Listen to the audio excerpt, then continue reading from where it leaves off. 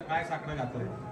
मी आज आमच्या रेणुका माता मोठा देवीचं दर्शन घेतलेलं आहे. मुंडे साहेबांची अपार श्रद्धा मोठा देवीवर होती. मी अगदी लहान असल्यापासून मोठा देवीला येते. पहिले आम्ही पायऱ्या चढून यायचो. आज मंदिराचा एवढा सुंदर डोलारा उभा आहे. भाविकांसाठी छान सोय झालेली आहे. मी मनोभावे रेणुका मातेची प्रार्थना केली. साकडं काही घालत नाही. मी नेहमी देवाला हेच सांगते की बाबा मला हे सगळ्या गोष्टीतून बाहेर निघण्याची बुद्धी, शक्ती आणि आशीर्वाद आहे. आपल्याला चांगले व्याख्यानावर जसं व्हावं काही कार्यकर्त्यांनी दिलं साकडं घातलं होतं. एक मुकुट चुकलं आहे त्या ठिकाणी. आपण कसं पाहता श्रद्धा आहे किंवा तुमच्यावरती असलेलं प्रेम आहे? माझ्यावर असलेलं प्रेम आहे आणि देवीवर असलेली श्रद्धा आहे. माझी अशी अपेक्षा नसते एखाद्याने फूल जरी माझ्यासाठी दिलं तर माझ्यासाठी तेवढंच ते मोलाचं आहे. पण खेडकर परिवाराने एक चांदीचा मुकुट देवीला अर्पण केला आहे. मी म्हटलं अजून तो फक्त उमेदवारीच जाहीर झाली आहे. निकाल लागल्यावर काय अर्पण करायचं ते ठरवा. इथं आल्यानंतर काय म्हणतो? ऊर्जा, आत्मविश्वास, शक्ती. मला वाटतं जिथे जिथे आपल्याला आपली श्रद्धा असते आणि सकारात्मकता असते तिथे ऊर्जा, आशा आणि प्रेरणा मिळते. इव्हन मी मुंडे साहेबांचा जो गोपीनाथ गड तयार केला आहे त्याला सुद्धा गड ऊर्जेचा, आशेचा आणि प्रेरणेचा असं म्हटलं आहे. तर प्रेरणा मिळते. परत कसं असतं काहीतरी एक शक्ती आहे जिच्या चरणी आपण वाहतो आपल्या सगळ्या वेदना, याचना, आपल्या अडचणी आणि आपल्या कामाला लागतो. मी अंधश्रद्धाळू अजिबात नाही, पण श्रद्धा माझ्या मनामध्ये अपार.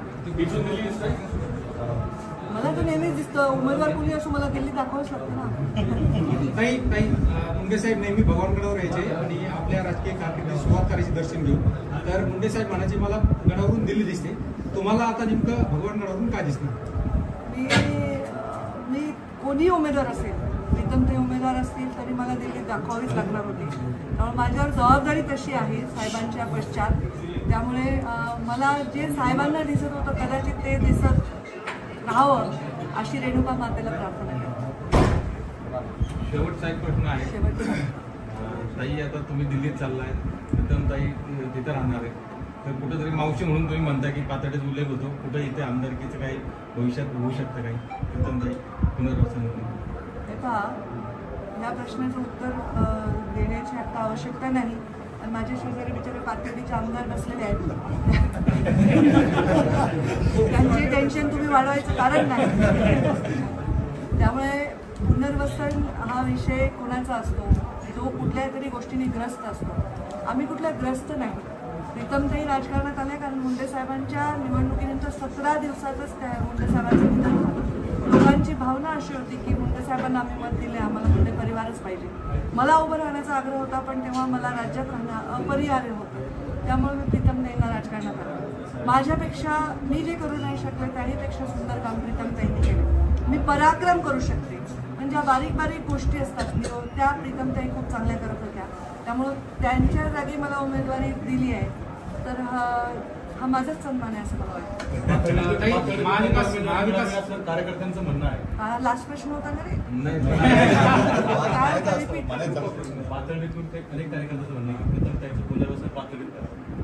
अरे माझंच 5 वर्ष नाही झालं ना आता सांगितलं. ताई, महाविकास आघाडीचा बीड जिल्ह्याचा लोकसभेचा उमेदवार अजूनही फायनल झालेला नाही.